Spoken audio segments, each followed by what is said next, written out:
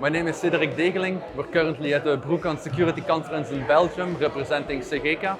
I've been working at Cegeka for the last 6 years and currently I'm employed as a CSIRT analyst within the incident response team.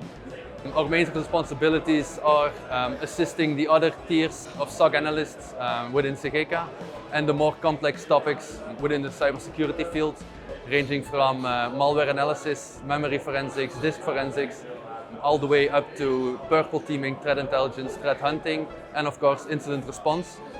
My main focus area within the team is incident response, where we assist customers who have detected a breach or an incident, all the way through the process, starting with the analysis, all the way up to the containment, eradication and recovery of their network.